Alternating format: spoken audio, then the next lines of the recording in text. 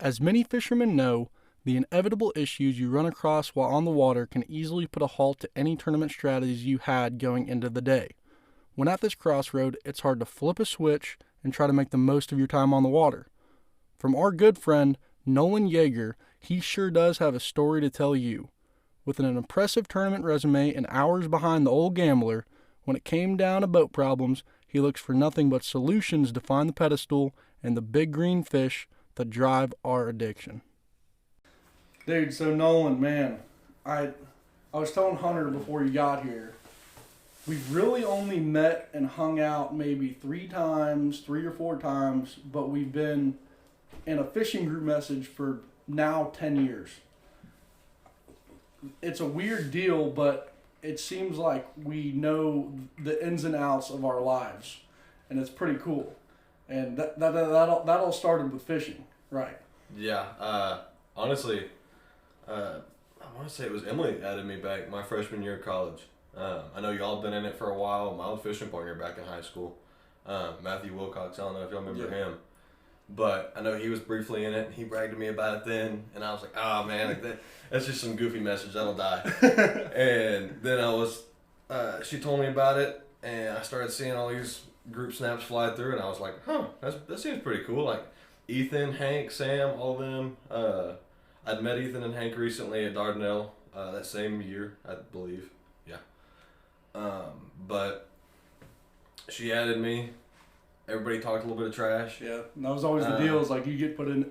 It's called Team Dirt Nasty, and we got a group of like 30 plus people from all over the country just that we met through fishing. Yeah. And but if you got put in the group message, you kind of got like hazed for the first week, and if you could handle it, you get to hang out and learn all the secrets. A little hell week. Yeah. Oh yeah, they all bringing back old social media posts like.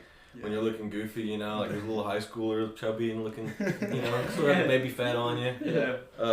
But getting roasted because you left a comment on, or your, what's it called? Your caption was maybe a little inaccurate on the size of the fish. I remember one photo in particular that everybody was bashing, and I was like, come on, guys. But anyways, that's forever ago. Yeah, well, what are you doing now? What's the day-to-day for Nolan? Right now, I actually just started working for a general contractor called Hillwood Construction Services. Project engineer. Can try to be a superintendent. The plan originally was I wanted to fish professionally. That was the dream ever since I remember writing it down, I feel like when I was in kindergarten. That was always watching Kevin Van Ram, waking up Saturday morning, watching Talk, watching Aaron, all those guys. That really, you wanted it bad back then, and it was on regular scheduled television. Saturday mornings, ESPN. Yeah. But man, after seeing the current state of the way fishing is, and the way tournament fishing's gone, the way sponsors set up, and I'm not a YouTube guy. I'll never have the patience to video. To do my due diligence and keep track of everything, it's all the tough. GoPros and everything. Yeah. Dude, I applaud those guys as much as we all like to hate on them for, exposing, for a lack of a better word, but for making fisheries more known or showing off tactics. Mm-hmm. I know people get upset about that kind of deal, but they work their butts off and they take a lot of video and they have to spend hours behind a computer that I can't do. Hours of footage you gotta go through. Yeah, that's rough. Just so much, and that's where the industry is now. And I'm looking at I want to live, and I want to live comfortably, and fish when I want to fish. Yeah. And not have to worry about bills. Not have to worry about. I gotta go catch greenfish to go. Yeah. to go make that to next pay my bills. To go make that boat payment. Yeah. When you those pros, I forget the number on it, but how many days out of the year do they travel? And that's the life. That's their life. And I talked to a guide one time, Greg West. He guided on Lake Fork, and he told me because there for a little bit I was like, man, it'd be really cool to be a bass fishing guide. He was like, well, you have to absolutely love it. And once you do it every single day for 365 days a year for 2 to 3 years straight, there's a good chance it might weigh down on you. and you have to be built for that lifestyle Absolutely. to become a guide. Absolutely. My good buddy he's in TDN now, as of the past like year and a half, 2 years, Jack. Yeah. I mean, I know Jack's a stick. Jack dude, York. he's an absolute freak of nature on the water, and to be able to guide as much as he does and still love it like he does, like that's, dude. I tried doing the whole guiding thing. I tried. I had boat issues. It was difficult to stay consistent and be able to answer people. Yes, I can fish on that day. Nope, sorry. Power head's blown up. And lower units went out or whatever. Yeah, lower units sticking in a stump somewhere on port. Yeah. But, I mean, just the patience. Because people that go on a guided bass trip, it's not like a guided saltwater trip or anything like that. It's not like, we're going to go cast at a giant school of sand bass or striper. Yeah. Reel as fast as you can. Yeah. No, like, and especially what he does. His is all forward-facing sonar. And if you can teach people that barely know how to use a bait caster how to do that stuff, holy cow. Yeah. And put them on, heck, my dad went with him one day. And that was just for fun for the most part. It seems like you're guaranteed an 8-pounder with that guy. Dude, he caught a 9 on a jig, not even scoping. Like, oh my gosh. Yeah. just random stuff like that. Just has a fork dial like that. Yeah. And Jack York's going full-time in the series now, right? Yeah. In the, what is it? I want to say he's going to opens. Yeah. Like you signed up for all of them. Yeah. Which is going to be really cool. And it's a guy that, I mean, he's going to be, he's going to be up there with like the big dogs. Oh, 100%. And we're going to get to see him work. It's going to be fun. Yeah. It's after being down there in Florida with him and fishing as many tournaments as we've traveled on together. Yeah. I'm excited. So what's your resume look like when it comes to fishing? Dude, it's all over the place. I mean, I've got the worst of the worst finishes where you couldn't wait to get back home. You got that 8, 9, 10 hour drive ahead of you, and you're like, let's go. 85 the whole freaking way. And, I mean, I wish I could say it was better. College was a learning experience. High school was fun, but high school's high school. It's a different caliber of fisherman in high school, I think, and it was a rude awakening, and I think I could speak for most of us of, like, high school fishing was great. It was super cool to be able to start to experience the aspect of tournament fishing, and you catch one fish, you're top 10, and you felt pumped. Oh yeah. You can't do that in a college tournament.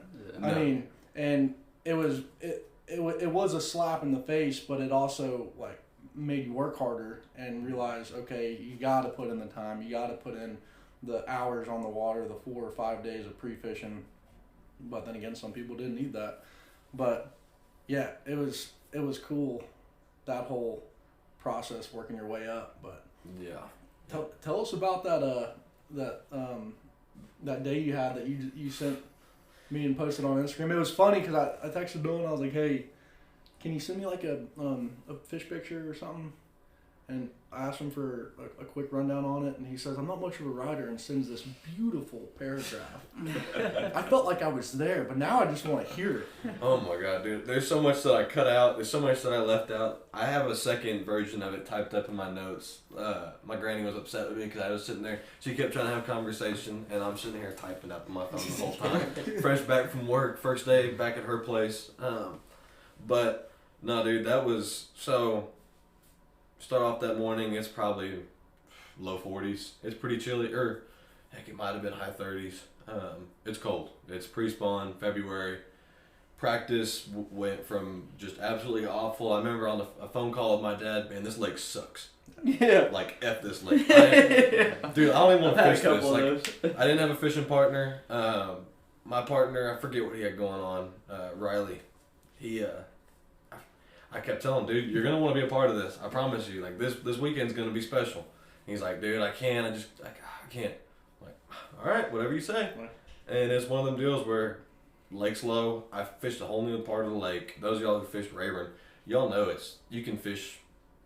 I was there 4 years, fish that lake as much as you want, and you're still going to find new stuff. That lake is so freaking big. Oh, there's parts of that lake that are never going to get touched by a fisherman. Dude, it's absolutely nuts, especially depending on the water levels. Like, it's insane. But I fished in a completely new part of the lake. relatively far down south. I never do that on Rayburn. I'd always learn the north end for some reason. It was more fun. It's shallow, dirty water. This is pre-live scope kind of fishing. Back when I used to bang a trolling motor off stumps like crazy. But, man, it was, that morning was, I won a few boat races. I was pumped. I had a pretty great practice my last 2 days, or my last day really. I had a little over 20 pounds, literally goofing off. Like, I'd pull up on a pile, I'd see a couple fish. All right, cool, I'm going to throw a jerkbait at it and see if I can catch one of them or get it to react. 5-pounder. Like, just that kind of deal, multiple places. Holy crap. This is going to work. This is awesome. Like, I'm pumped. I hope it's the same, and I hope it's not this way for everybody. But, dude, I start the morning off at this one little point that I caught a 4 and a 5 on in practice. And I messed up. I shouldn't have hung that 5 off of it. It was like... Were you doing a JB? Yeah. Berkeley Stunner, 110 plus 1. Poor man's 110, basically. Yeah. But that thing's awesome, dude. Yeah. That poor bait, it's beat up. It's taking on water now. It's hung up. Yeah. But I got my quick 12.5 pounds off this one little point that I caught a couple good ones on. Wasn't expecting it to be a little buck bass, but it was. Then ran over to this one creek that had a gorgeous creek channel. Fish suspending like crazy in it. Everybody on Rayburn, they're beating the grass. It's pre-spawn. Everybody's got a red trap in their hand, and they can go keep doing that. The water temp like mid nice 50s. 55, 56 degrees, just awesome. Waiting for that a little bit longer day. Transition. And one full moon. Yeah. One full moon away from the spawn kind of deal. Yeah. And a little bit warmer weather. And end of the month they were spawning kind of deal. But I'm scoping down this creek channel. I catch a couple 3-pounders, and I'm feeling pretty good. I'm like, hell yeah, I got 13, 14 pounds by 8:30 on a lake that I normally deem as tough to get a good bag on. Mm-hmm. For me, at least, it's a grind, it feels like, especially college tournaments. And I see one out there. I'm like, oh, that's a big one. Fling that jerkbait out there at it, and I hang it. It jumps. It's like a 5-6 pounder. Jerkbait goes flying. I'm like, oh no, this sucks. Okay, gather my head a little bit. Heartbreaking. Yeah, that's a couple of rough words. People in the creek, they're like, oh man, sorry about that. They're all been pre-fishing for a tournament out there, and I end up, I see another one about the same size, little creek channel swing further down. I hang this fish that comes out to a little over 6.25 maybe, and I'm hyped. I'm pumped up. It's maybe 9:30 at this point. I keep fishing. I notice on my scope, my voltage is around 11.5 volts. I've been fishing for 3 hours. Or not even 3 hours, maybe an hour and a half, 2 hours because I'm driving. Is this where the boat problem started? Yes. This is where shit really hit the fan. What boat are you rocking? That's a 96 Gambler 209. I feel like I'm one of the last old boats in college. She floats. She floats. She runs. She hurts feelings. When she runs great. But when she don't, man, she hurts the pocketbook. Gambling man on the water. Dude, that Johnson, she likes to pop. But, oh God, that freaking motor. But anyways, I'm fishing and voltage is slowly dropping. That ain't right. Something... This early in the morning, battery ain't supposed to die this quick. Normally I can fish all day, 12.5 volts is minimum. Something ain't right. I keep fishing, it gets 11 volts after about 15, 20 more minutes. I'm like, oh crap. I throw my trolling motor up, and there's 2 boats left in this creek, and one of them's way at the back of it, and one of them is slowly making its way towards me. And I go to fire my motor up, and it's and I'm like, oh no, this is not happening today. Not happening. And I troll a motor up to those guys and a couple good old boys from Louisiana. You're a ways from the boat ramp too. Oh, dude, I am up kind of almost to beach. Oh gosh. So about almost 10 miles from the boat ramp. Oh Jesus. And these good old boys roll up in this 10 rig and they, hey man, y'all got jumper cables? Mine rusted up in my boat and I had to yank them out and unprepared fisherman, unprepared tournament angler, always have freaking jumper cables in the boat. Always. But I didn't. And I asked them, hey man, y'all got jumper cables? No. well, we got an extra battery.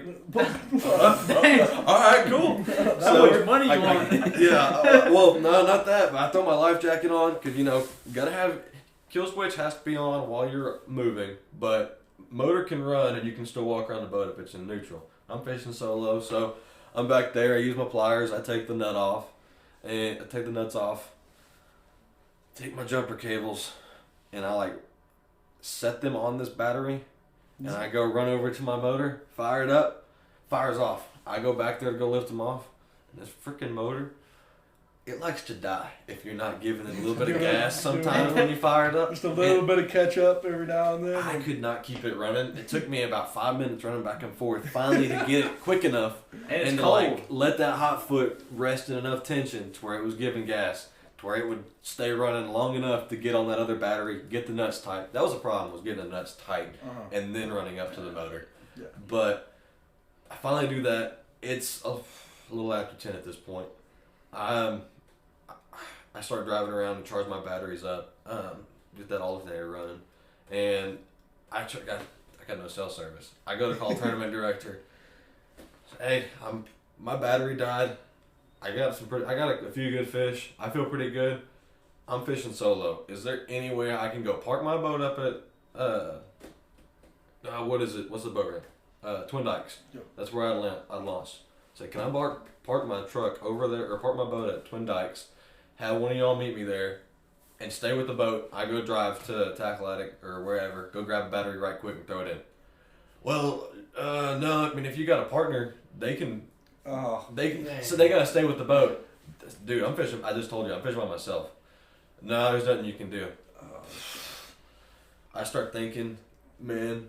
Of course, it's gonna happen on a lake with like little to no marinas or anything on it. Yeah. Jackson Hill Marina. They might have a battery. I call them, hey, do y'all carry batteries? Yes, sir, we do. I'm on my way. It's like, I'm up the lake doing like 75 the whole freaking way up there. And I get up there, I can't leave the boat. Luckily, there's a family fishing off the dock. I asked the dad, I said, hey, man, I need a huge favor. I've got a good fish in the box. I've got a few other that are pretty solid. I feel like I could do some damage in this tournament. Can I give you my credit card and let you go run up there and get me a boat battery? That's awesome. and we're in East Texas. Yeah, that dude was about to go get a new pickup. That's what he was about to do. But he looked like a nice guy. His kids were down there crappie fishing. He goes, yeah, man, I got you. I pull one of the fish out, let the kids mess with it, you know. Yeah. He goes and runs up there. He grabs me a battery, comes back down. It's a little bitty 24 series freaking battery. Barely enough to, I feel like, crank a motor at this point. But I get him swapped out. I got $20 cash on me. I'm like, here, man. He tries to refuse it. I slip in this tackle box right quick. I'm on my way. The fishing community, baby. yes, Yeah. there are some. It was kind of one of those moments where you're happy that there's still good people in this world. Oh, yeah. You know, like he could have very well went up there and ran up a credit card bill. And I got no service, so I'm not going to be able to check it. What are you gonna do? So, but yeah, So trust them to make a $200 you're purchase. figuring this out. Yeah, it's about 11. It's a little after 11 at this point. I've lost about 2 hours of fishing, 2.5 hours of fishing. I make that run all the way back down there. It's another 10, 15 miles. I forget how far that is, but it takes me about 15 minutes. Yeah. And I get down there and I pull up in the beach and I go look at this one. I'm like, I don't know why I did it. It's one of the first waypoints on my way into the beach. That's the only reason why I can say I pulled up there. The beach is like the size of another lake, Oh, like local 100%. lake, and it's just a It's like a size of grapevine, probably. yeah. It's massive. And this is just a on cone. another lake. I mean, it's Okay. insane. Yeah. So it's a little extension. Yeah. Yeah. Yeah, it's one of the creek systems out Okay. there. But man, I pull up to it. I can't say we. I was by myself. I pull up to it, and We, as in you and the battery. yeah, I graphed it. You see, I graphed it. My waypoint's number 300 something. My waypoints now are on the 4000s. Yeah. So it's like it's not the same. Like it's from a previous graph, old school 1198, terrible side imaging. Somehow find this freaking pile.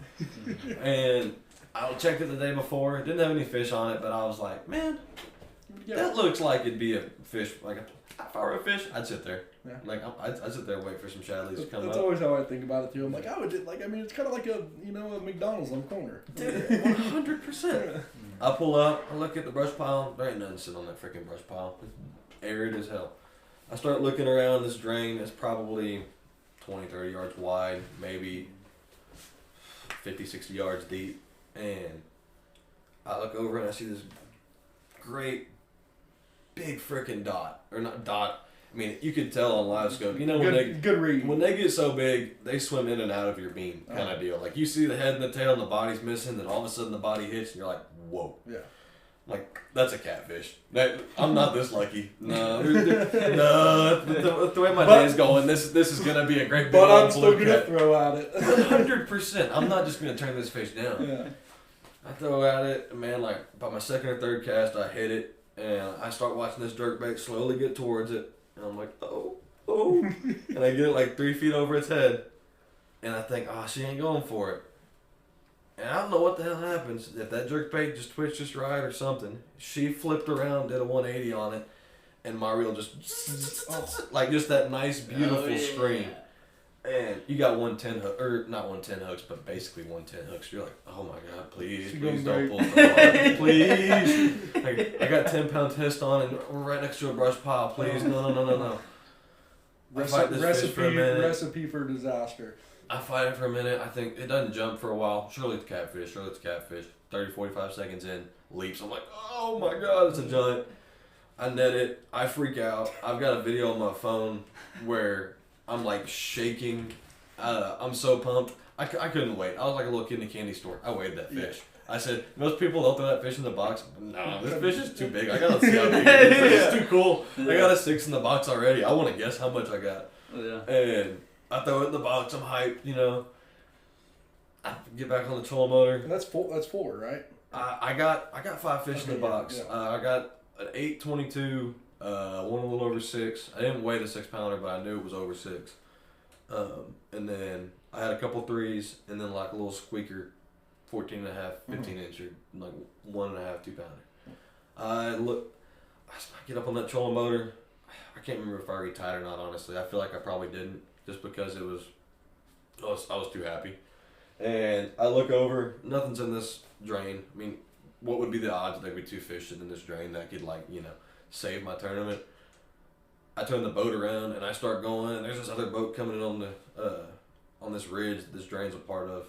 And I'm like, oh, hell no, you don't. You ain't fixing to go on my brush pile. You're getting a little close.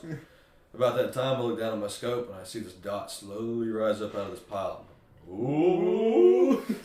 Throw that JB over the top of her, start working her, get her a couple feet off that pile. She smokes it.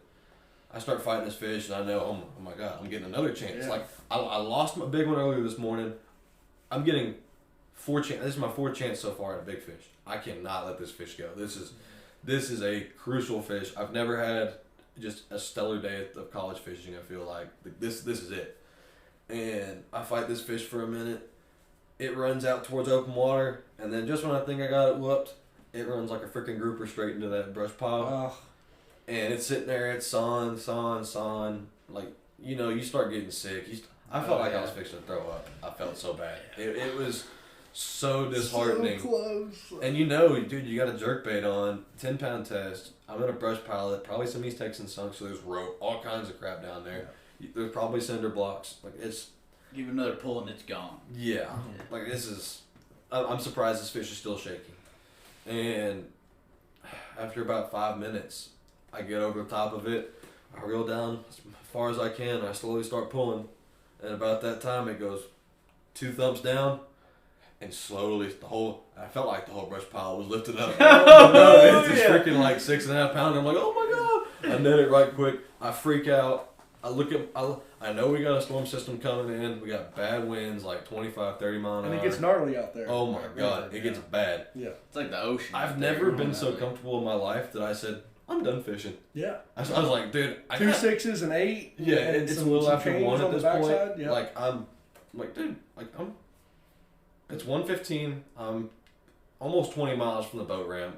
We're fixing to have 5-6 foot rollers coming in. It's a north wind. It's gonna be blowing down the entire lake, so it's only gonna get worse. I was like, dude, I'm not. I ain't chancing it. I'm running all the way down there, and I got down there, made the way in. We sit there in line. I'm hyped. Everybody, come to find out, everybody freaking whacked them. Yeah. Like, I've never seen so many 20-pound bags on Rayburn. Or I say that, I feel like I have, but it's been a while. If you didn't have 20 pounds, you weren't in the top 10. Mm. That's not normal for a college tournament. This was 2019, right? No, this is 2021. 2021. Okay. Yeah, this is February of 21. It was a little less than a year ago. Yeah. And I'm sitting there in weighing line. I'm hyped. I see a couple dudes from Michigan that I know. I see, who else did I see? I want to say I saw Jack and Jacob and JD, Hunter, and all them. And everybody's hyped. They all had 20-plus pound bags. I'm like, damn, everybody caught them. Like, but I still... I still caught them. I'm like, dude, I got at least 25. Let's go. Yeah. Like, this can't suck. There's no way it's like Yeah. I'm gonna suck. Well, I get there. I'm like one of the last ones in the weigh-in line. We get tournament director gets a phone call. Hey, we gotta shut the weigh-in line down for a second. We got a couple boats that are struggling to make it in because the waves were so freaking big. Oh yeah. So I kid you not, I end up standing there in line for 45 minutes at least. With your fish? With these fish in this Yeah, bag. I hate and that. at that point, dude, like, you're giddy. I'm soaking wet. In that picture, you can tell, like, literally from my freaking jacket down, I'm soaked. I'm in sweatpants. Look like a bum. And I'm freezing my butt off. I'm like, dude, I want to weigh these fish. Come on, like, let's go. Like, they're going to get in regardless. Let's go. Yeah. Like, the anglers are in. The boat's out there. The anglers are in. But it was just, See, man, I don't it's nerve-wracking, and everybody there is sitting there, fingering your bag, starts opening it up, and like, they all start looking at all your stuff, and you're like, come on, get out of here. Like, I want to be a surprise. I don't necessarily agree with the whole. There's some boats stuck out there because of a storm, and wait on them because like for you knew there was a storm coming. You were aware and like you got back in. Yeah. And the people that did that, I mean, like they knew they needed to get back. They knew that they needed to make the time. Like that same thing happened to me and Jackson on Toledo one year. But sorry to take away from your story, but it's just one of those things. Is like, I mean, weigh your fish and like the tournament goes on. Yeah, I mean, there's really not a whole lot we can do. We're all just kind of standing around. Mm-hmm. Yeah. Like, we get it. People are in danger. Like, it is scary. Like, there were boats. There was a boat that ended up on the dam. Yeah.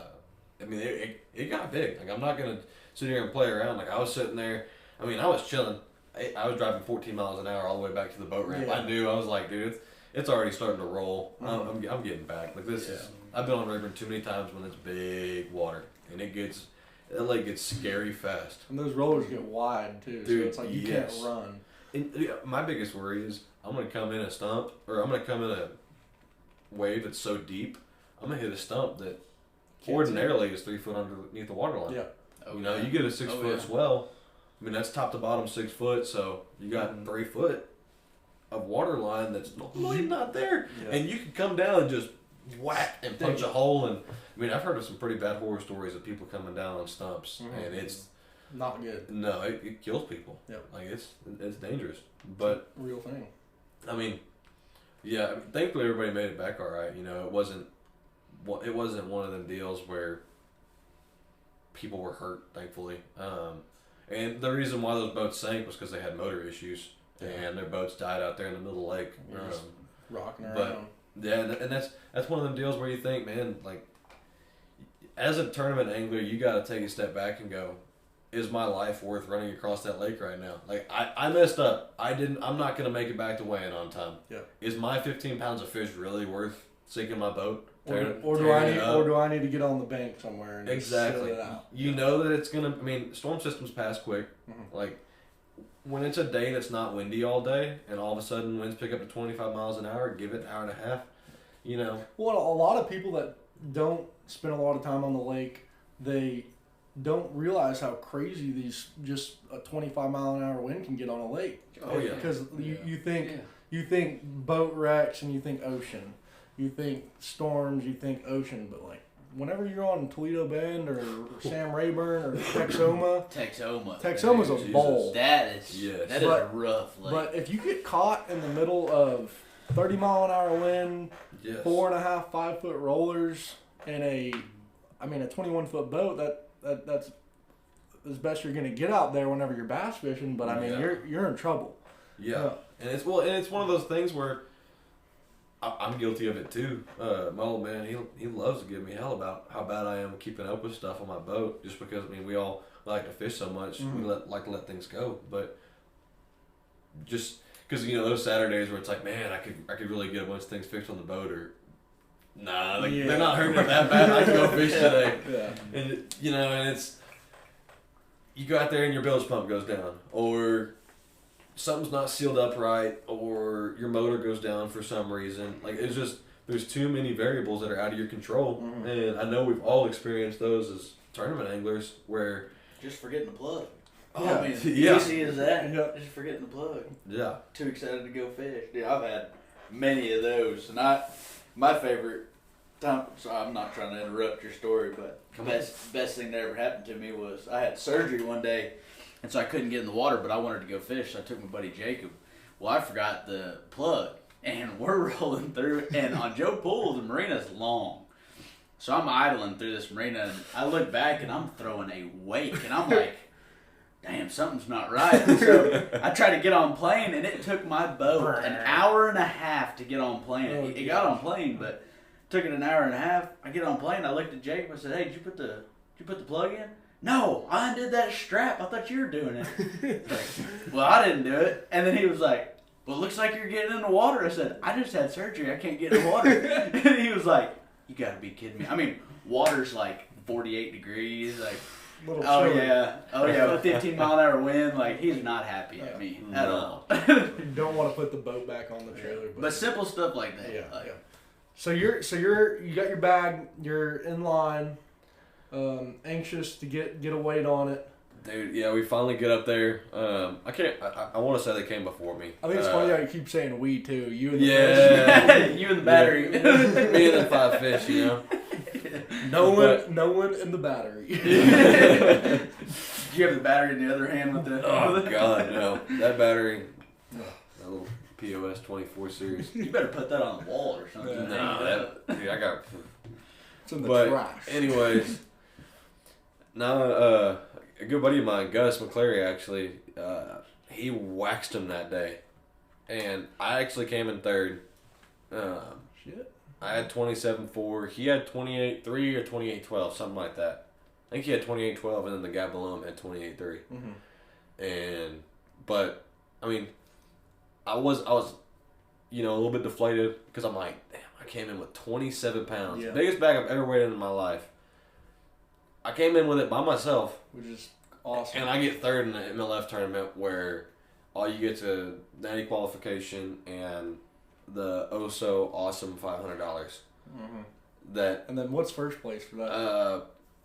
not much more than that. Maybe Yeah. $1,000. What's MLF? I think it's $1,000. I mean, given there are no entry fees, Yeah. but I think I can speak for most college anglers that I wouldn't mind spending. I would not mind if I'm going to go fork up $500-$600 in boat and truck fuel. Yep. And my practice and everything. Yeah. I wouldn't mind spending $200, $300 on an entry fee and Yeah. getting paid. Like, Dude, but that's a hell of a tournament. I mean, Yeah. like, by yourself. But I mean, you probably knew it too going into Rayburn. You got to have it like you got to have just shy of 30 pounds to oh yeah, to win that tournament. oh yeah, especially that time of year, and that was a wild, dude. That weekend was wild. I don't know if you heard about all the CBTTs that happened the 2 days following.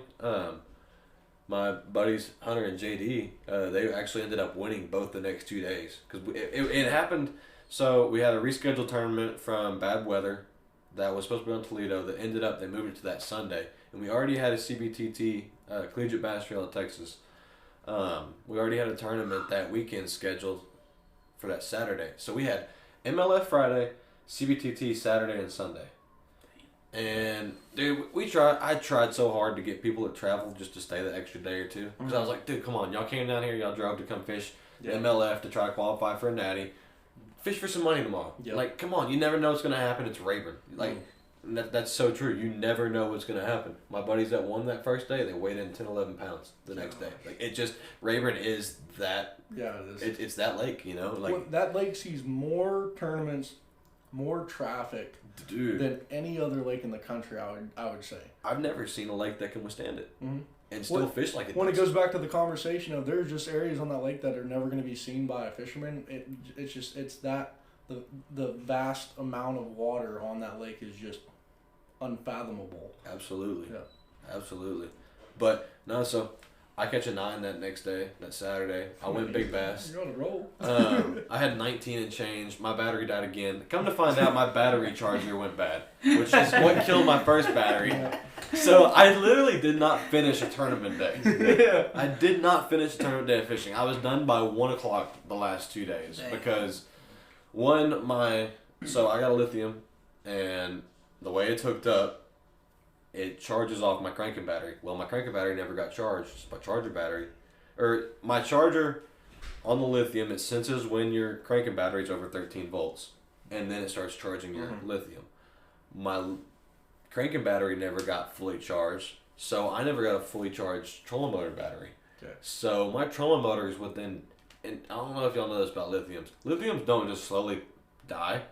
They're done. Yeah. It is, you're moving at 10 on your freaking trolling motor doing 3.5, and all of a sudden you feel like you're in a stunt. And it's just boom. So I dropped my power poles the last 2 days and was like drift fishing through these creek channels, like just scoping. That's all I had was scoping. Everybody was in the grass. I'm not fishing grass. I hate grass. But That's crazy to say. Dude. I mean, I love fishing grass. Yeah, I do too. I'm a weekend angler at heart. dude, grass fish drive me nuts because any bastard can just pull out there and go freaking all of a sudden stumble on fish. I'm like, I'm never that guy. Yeah. I'm never that lucky guy. I've done it so many times. Or you can work so hard pulling through that grass and not catch shit. Dude, I mean, it's just one of you those spend the things. whole day ripping grass. Like everything's sore on you, and you're like, dude, I got 2 fish. Yeah, And everything looks good, and then you kind of get discouraged. And Exactly. I'm that guy that's just looking at it, and I'm like, all right, another 5 foot, and I'll catch one, and then and okay, maybe another 5 foot. You know what I think? End up fishing grass all day. You know what I think was really just weighing down your boat?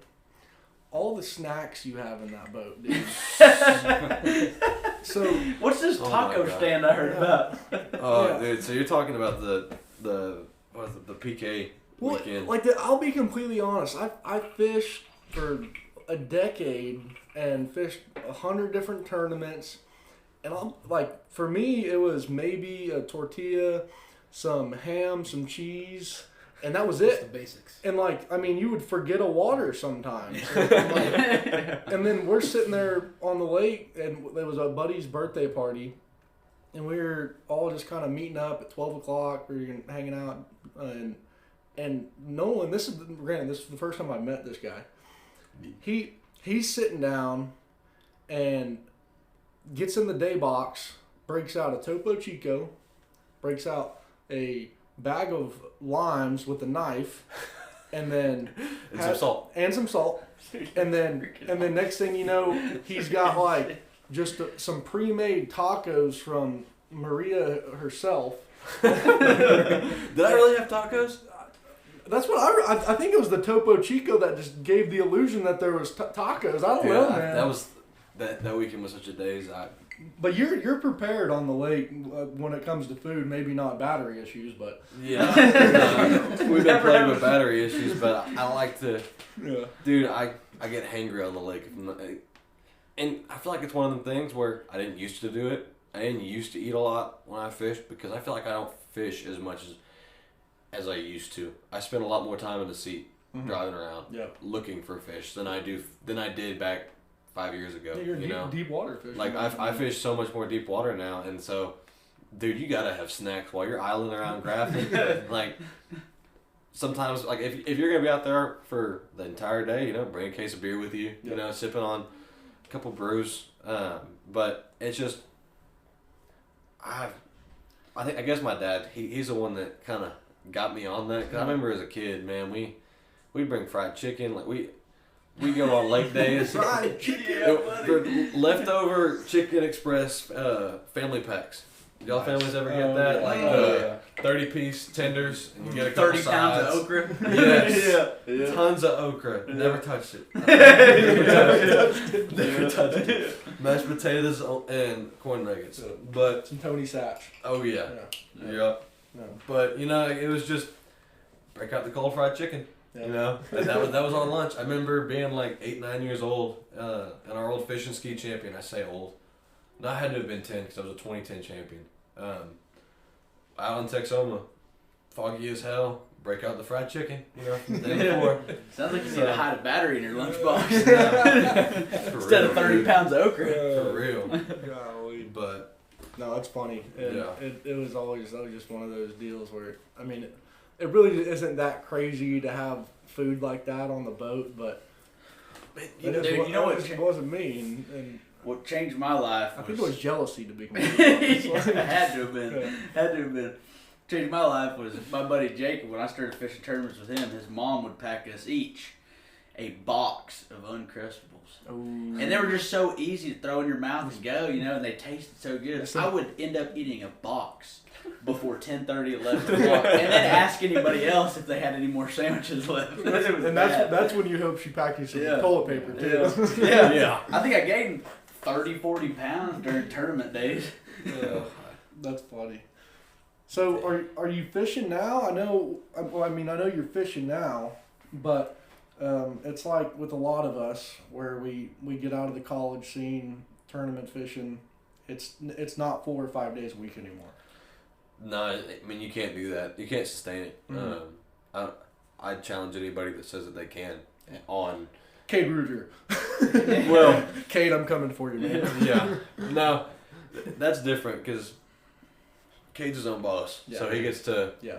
If he can cut out early, you know, like Mhm. get his job done that day, but I mean, unfortunately, I'm a salary guy now. I'm a new guy in the field, so I'm gonna be working I want to work 60 hours a week. Mhm. I want to have that be like the average. Yeah. Make some money. Want Just- that? Yeah, just Make some hammer. no, you just want to prove yourself, you know. Yeah. And, and You're right. like in that field, you know, and my dad's in construction, and it's not a bad thing to have a father in the same field as you, but at the same time, like I want to make my own name for myself, you know. Like Yeah. I know he's known around the industry, Mhm. but I kind of want to make my own different Legacy. niche in Oh it. yeah. So I'm right there with you. Yeah. I know But- exactly how that rolls. I mean, it's you know the good old Tuesday night tournaments on Hubbard. Me and the old man will still be fishing those. Nice. But I want to fish around this side of the Metroplex now that I'm out towards the Fort Worth area. Come on. I'm Yeah, gonna fish, come on. fish Grapevine. I want to fish Pool a little bit. Well, Pool's a little far, but I really want to fish Vine a lot. Eagle Mountain's not too terribly far, I don't think. Well, that's just God's way of pushing you to do different things that you haven't been doing, and it's just Absolutely. like it's just hey, I mean, whenever we were in college or whenever you fished as much as you did, you had your tournaments you had to travel for, but like when you're home, you stay kind of around where you're familiar with, but whenever you turn into or get into this new life, quote unquote, where you're in the workforce. And it's like, okay, I mean, I still want to go fish. I'm going to go pick up some tournaments or some working mans, and you go to lakes you haven't been to, Yep. and you get to explore. And I know, like you as a fisherman, you're going to figure it out and have fun with it and make some money from some of those people that you get out there on Tuesday nights that just want to donate. Yeah. Yeah. Oh, Yeah, we like the donators. We like to Yeah. donate. We're one of them pretty often too, though. Don't I love donating. yeah, I used to do that all the everybody time. sees the good, you know. Nobody sees the bad, but that's the I illusion can- of social media. I can say that because I'm a donator. Oh so yeah. it's like- Oh yeah. We all are. That's I something. mean, Yeah, so whenever you get the chance to get in the boat now, I know you've been even getting into hunting a little bit more. You've done that a lot, but whenever you get the chance to get in the boat, what's your why when it comes to fishing? like why I go fishing, man. It's just, dude. I've done it my whole life. nothing makes me happier. Like I've always, it's one of those things where if I couldn't do it, I would probably get into a lot of fights. Yep. I'd probably be a pretty angry human being. You know, I know all of us fishermen like to take some anger out on some flipping fish from time to time. Yeah. Hitting them as hard as you can, but 7-6 slap 'em extra across heavy the boat. Yeah. broomstick. whacking letting them taste some fiberglass on the side of the boat. Yes, 2-pounder flying over the head. Kind of, Yeah. But I mean it's just nothing beats it, man. Just being out on the water. I know a lot of people there happy just being on the water. I could never be that person. Like I gotta be fishing, you know. Like I was that kid that family's out on the lake. I'm up there on the front deck of the fishing skier center console. You know, I got my rod out casting at the bank as a little 8-year-old. Yeah. But I'd go swim to the bank with a fishing rod in my hand and then start walking down the bank. That's awesome. But it's just, yeah, it's a part of my life. I feel like I couldn't live without it. Yeah. It's a running joke in my family that my mom, she always likes to talk about how, you know, you're gonna have to find a good work life and fishing balance, you know.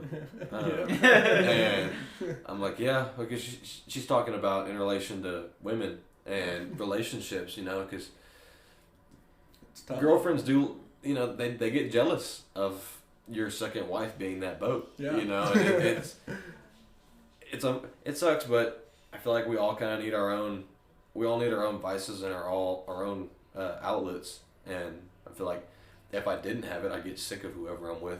Yeah. So I gotta go fishing. That's good. Like if I can't go fishing, if I'm held down to fishing like 2 times a month, that relationship ain't it. Yeah. Like you gotta get out of that. Like that's a bad deal. Yeah. Like, I get it, life happens, and you might have some other stuff going on that gets in the way of it. But if your girl gets in the way, you going fishing. That's a problem. We That's got an angry man. That's a problem. Grace, we're gonna have to sit down. Dude, well, we appreciate you coming on and like expanding on that story, because I know whenever you wrote that up, even whenever I posted it, we posted it, we had to take some off the caption because it wouldn't let it. It was too long, and I was like, man, I don't want to take any of this out, but this is what we were going to talk about on this episode.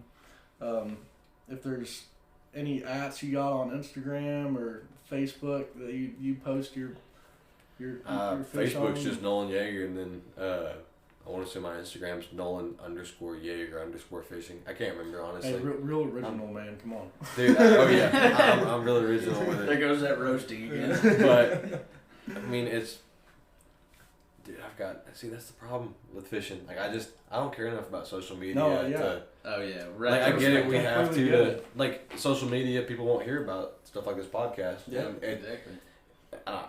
You benefit from stuff like that, but also like, I don't like living my life through a phone. You know what I mean? Amen. Like it's just.